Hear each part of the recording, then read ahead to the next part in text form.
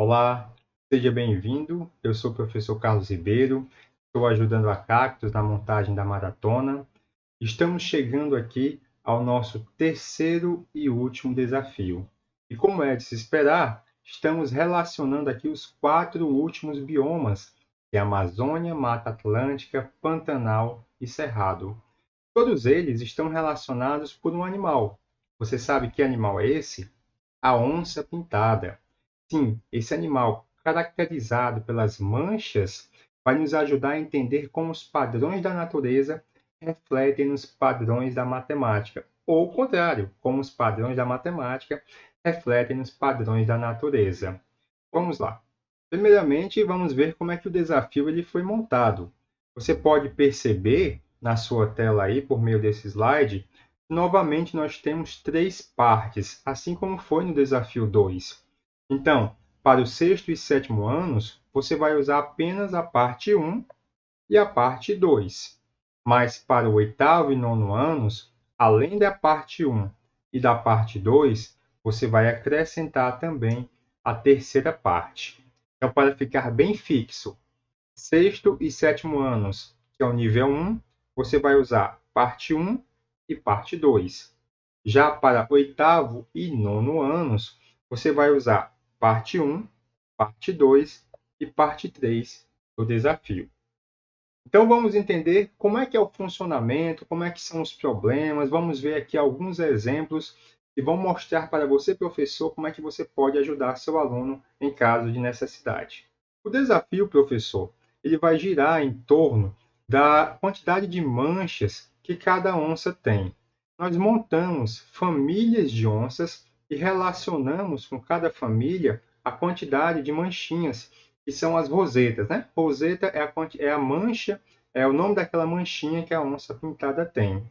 Então, nós começamos com a primeira geração de onças. Então, vamos trabalhar com casais de onças. Então, a primeira geração gera a segunda geração, que gera a terceira, e assim sucessivamente. Esse número que você pode observar ao lado dessa oncinha e esse aqui ao lado dessa onça é a quantidade de manchas dela ou de rosetas. Então, essa onça aqui tem essa quantidade de manchas e essa onça aqui tem essa quantidade de manchas. E, claro, isso vai valer para cada uma das gerações. Se você pegar aqui a quarta geração, esse 13 significa a quantidade de manchas dessa onça e esse 21 significa a quantidade de manchas dessa onça. Isso aqui forma uma sequência. E o objetivo é justamente o seu aluno entender como é que é o funcionamento dessa sequência. Então, ele vai ter que entender como é que ele passa daqui para cá, como é que ele passa daqui para cá, como é que ele passa daqui para cá e assim por diante. Então, entender o padrão da quantidade de manchas de cada família aí, ou cada geração, essas famílias de onças, nós estamos chamando de geração de onças, é justamente o desafio em torno do que vai girar esse terceiro desafio. Agora nós vamos relacionar outras propriedades e essa mesma sequência, todo desafio é baseado nessa mesma sequência. E nós podemos observar outras propriedades que essa sequência ela tem. Isso vai ser explorado tanto na parte 2 como também na parte 3. Veja, por exemplo, aqui um exemplo típico de problema da parte 2. Nessa segunda parte, nós vamos ter o que a gente chama ou define aí de número de parentesco. O que é um número de parentesco de uma geração? Primeiramente, você tem que estar trabalhando com 2 gerações para trabalhar com esse número de parentesco que é definido lá no desafio. O número de parentesco, que nós vamos chamar de P, se dá pela seguinte fórmula que é dada lá no desafio, certo, professor? Você não precisa se preocupar com respeito a isso. Eu vou pegar esse número e vou multiplicar por esse, então vai ser A vezes D, e vou subtrair desse número esse vezes esse. Então, B vezes C. Vamos ver isso num exemplo prático? Então, aí você pode observar que eu tenho a primeira geração e a segunda geração. Qual é que seria o número de parentesco dessa geração? Então, você vai colocar aqui, ó, o número de parentesco é, no caso aqui, 1 vezes 3. Então, 1 vezes 3 menos 1 vezes 2. Então, 1 vezes 2. Então, aqui vai ficar 3 menos 2. Então, a resposta do número de parentesco dessa geração para essa geração é 1. E aí, isso vai ser explorado pelo aluno. Vai pedir para ele calcular o número de parentesco de algumas gerações que são dadas lá. Aqui a gente já fez o exemplo da 1 para 2. Aí vai ser pedido da 2 para 3, da 3 para 4, da 4 para 5 e assim por diante. Depois ele vai ter que perceber que existe uma certa ordem ou uma certa padrão aí nesse número que vai aparecer. Ele vai ter que usar a justificativa do que ele está obtendo ali como solução para números pequenos. Incentivem sempre seus alunos a fazer casos menores, para entender como é que é o funcionamento dessas propriedades. E eles podem usar esses casos menores, inclusive, como justificativa do que está acontecendo, para justificar o que é que vai acontecer. Porque vai ser pedido a eles que calculem essas propriedades para números grandes. E é claro que eles não vão fazer esse cálculo na unha. Então, eles vão ter que entender como é que é o funcionamento da sequência para casos menores e assim justificar qual é o comportamento dela para casos aí mais à frente, como 2020, 2021. Vocês vão ver no desafio quando tiver com eles em mãos.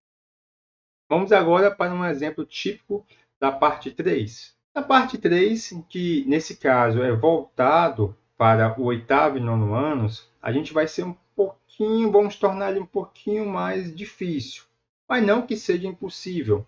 Da seguinte maneira, vamos definir agora o que é o número de ouro de uma geração. Sabe o que é o número de ouro de uma geração? Por exemplo, a geração aí M, que eu estou chamando aí de geração M, só para exemplificar como é que é a forma que calcula, eu defino assim, ó, é a fração P dividido por A. Ou seja, eu pego esse número e divido por esse. Então, isso aí é o que eu estou chamando de número de ouro da geração. Um exemplo. Vamos ver aqui um exemplo prático. Então, você tem a primeira geração aí. Como é que eu calcularia o número de ouro dessa primeira geração? Você colocaria assim, ó. O número de ouro dessa geração 1 vai ser esse número aqui. Esse aqui é o numerador, sempre. Então, você coloca 1 dividido e o denominador é esse. Então, 1 dividido por 1. Então, o número da geração 1 vai ser 1. 1 dividido por 1 é 1. Só que você vai perceber que isso vai gerando, à medida que você vai calculando a segunda geração, a terceira geração, e assim por diante, que é o aluno que vai calcular, faz parte do desafio isso, ele vai vendo que vai aparecendo uma fração, ele vai ter que relacionar a representação decimal dessa fração com um número que a gente chama, que é dado na questão, que é 1 mais raiz de 5 sobre 2. Sendo que o raiz de 5 a gente dá a representação decimal dele lá no problema. Então, ele vai relacionar as frações que vão aparecendo aqui, à medida que ele vai fazendo esses cálculos, né, com esse número decimal aí, a representação decimal desse número que é dado. Tá certo? Então, de forma resumida, é esse o funcionamento do desafio. Ele vai ter que estudar um padrão lá, uma sequência, entender como é que é o funcionamento dessa sequência, e depois vai entender algumas propriedades dessa sequência que tem a ver aí com o número de manchas de cada onça. Então, você pode ajudar o seu aluno, você vai ter o material, além desse vídeo, esse mesmo material aqui, esses slides, está sendo cedido a você com respeito a entender como é que é o funcionamento desse desafio. Vamos adiante, vamos entender agora um pouquinho mais. Quais as habilidades BNCC, que nós sempre estamos tomando esse cuidado, que estão sendo exploradas nesse desafio? Então, você pode observar que os alunos saberem mexer com números racionais, saber somar, expressar eles de forma fracionária, de forma decimal. Também a questão das sequências, né? A gente pode ver aqui, ó, a questão das sequências. Então, ele reconhecer uma sequência, entender como é que é o funcionamento do padrão dela, saber relacionar isso algebricamente, como é que eu obtenho o próximo termo a partir dos anteriores, né? Uma sequência que a gente chama de recursiva. Então, entender isso aí também vai fazer parte do nosso desafio. Por isso que estão essas habilidades aí citadas. Por fim, como aparece aí para o nível 2, ou seja, o oitavo e nono anos, ele também reconhecer um número irracional, saber a representação decimal dele, e estimar essa representação decimal comparando com outros números racionais, inclusive, ele vai perceber ao longo do desafio, que ele vai ver e entender ao longo do desafio. Agora, e você, professor, como é que você pode ajudar o seu aluno com uma aula com respeito aí a esse desafio 3? Aqui estão as sugestões de plano de aula. Você pode usar integralmente esses planos de aula que são sugeridos aí. Basta você clicar aqui em cima que você vai ser direcionado para esse plano de aula, que tem a ver com padrões e sequências numéricas, e esse aqui que tem a ver com números irracionais, representação decimal. Lembrando que esse daqui não precisa para o sexto e sétimo anos, certo? Então, para o oitavo e nono ano, você pode usar os dois, mas para sexto e sétimo anos, basta que você use apenas esse. Então, a sugestão de plano de aula você pode também adaptar de acordo com a sua realidade, a realidade dos seus alunos, simplificando ou às vezes até incluindo algumas coisinhas a mais para ficar mais interessante para o aluno. Agora, com respeito à aplicação. A aplicação vai funcionar da mesma maneira que das vezes passadas. E você sempre vai ter que se atentar à realidade do seu colégio, à realidade da sua cidade, do seu estado e à realidade, claro, do país com relação à Covid-19. Sempre tomando todos os cuidados possíveis com respeito à higiene, a álcool em gel, distanciamento, né?